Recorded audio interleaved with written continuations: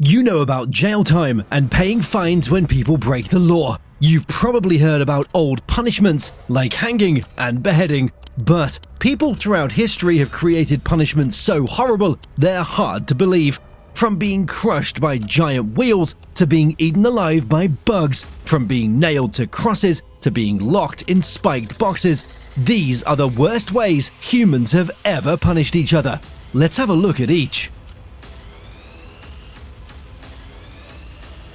In ancient Persia, they had a punishment so drawn out, it felt like death forgot to arrive. The victim was wedged between two wooden boats, limbs sticking out. Then came the milk and honey, poured down their throat until their stomach gave out.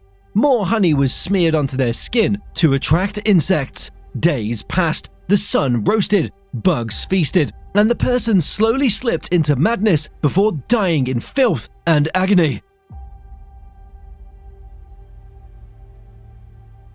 The previous one was painful, but the next is extreme. This one didn't happen in secret or behind closed doors. In some places, like ancient Assyria, flaying was done in public, as it were a lesson carved into flesh. Strips of skin were peeled away while the person was still alive and breathing. Sometimes the body was nailed to a wall after, skinless and broken. It wasn't about death alone, it was about making sure no one ever forgot who was in charge. The Romans didn't invent crucifixion, but they made it a theatre of pain. Nails were driven through the wrists and ankles, pinning the body to wooden beams. Death didn't come quickly. It waited for the lungs to give out, or the heart to stop after hours or days of struggling to breathe. People passed out, watched, and went about their day while someone slowly died in front of them, hung up like a warning sign in the open air. In medieval England, treason had its brand of horror. First, they'd hang the accused, but not until dead, just enough to choke. Then came the knives. They'd open the stomach, tear out the organs, and burn them right in front of the poor soul as he was still conscious. Last, horses were tied to each limb and sent running in 4 directions. It wasn't just death, it was punishment made into a parade.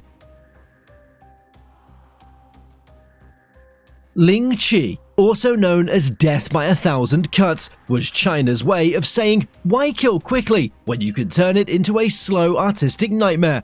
Used from around the 10th century and until the early 1900s, this method wasn't just execution, it was a performance of suffering. The process was simple. The condemned were tied up, usually in a public place, because why suffer in private when an audience could enjoy the show?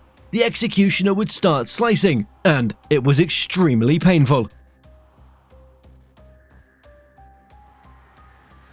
This one is the most horrific. The story began with a rat, a pot, and a man who refused to confess.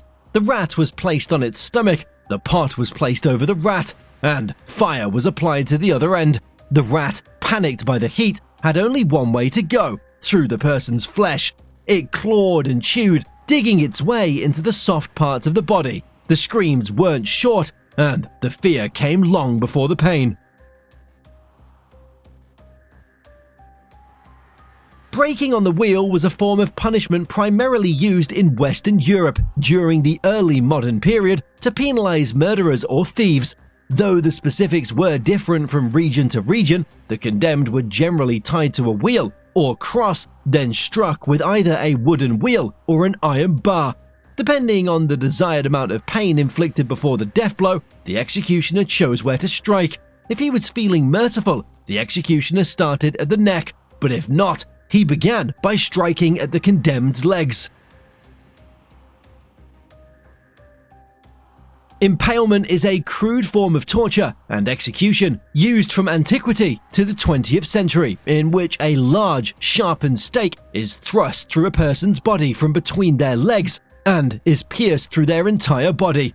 The victim died after anywhere between a few hours and a couple of days of agonizing pain. The most notable use of impalement was by Vlad III, Prince of Wallachia, also known as Vlad the Impaler. When Ottoman Sultan Mehmet II invaded Wallachia in 1462, he was greeted by the impaled corpses of Ottoman prisoners of war rather than the Wallachian army. The rack was a form of torture and punishment commonly associated with the medieval era, but it originated in ancient history. The criminal was tied down by their limbs, and the executioner spun a crank, which pulled the criminal's limbs apart. The condemned were stretched until their limbs were dislocated, and there were moments when the condemned's limbs were completely separated from their body. An oubliette is a form of dungeon that was used in medieval times, particularly in European castles and fortresses. The word oubliette comes from the French word oublier, which means to forget, reflecting the original purpose of these structures, to hold prisoners in a place where they would be forgotten. These were often just a hole in the ground where a prisoner would be dropped and left to die among the remains of previous victims. Beheading was often perceived as a more humane and less shameful alternative to drawing and quartering. Reserved for nobility, it typically involved a single swift execution by axe or sword, reflecting a more dignified approach to capital punishment for the crime of high treason. The brazen bull was an incredibly cruel execution device used in ancient Greece. Invented by Perilos of Athens, the brazen bull was a hollow bronze statue in the shape of a bull. The condemned individual was placed inside the bull, and a fire was lit beneath it. As the metal heated, the victim inside would slowly roast to death. The bull was designed to amplify the victim's screams, making them sound like the roar of an angry bull. It served as a public spectacle and a stark warning to those who dared defy the ruling powers. Boiling someone alive may seem too gruesome to be real, but this punishment was common in several cultures, including medieval England, Russia, and Japan. They placed the victim in a large pot of boiling water, oil, or molten lead, and the victim would slowly die as their skin burned away. It was a punishment for those who had committed serious crimes like treason or murder. From the 9th to 11th centuries, a subset of the Scandinavian population of Danish, Norwegian, and Swedish peoples took to the seas to raid and loot most of Europe. These Vikings wrote their names in history, establishing a generations-long obsession with the perceived violence and brutality they unleashed in popular culture.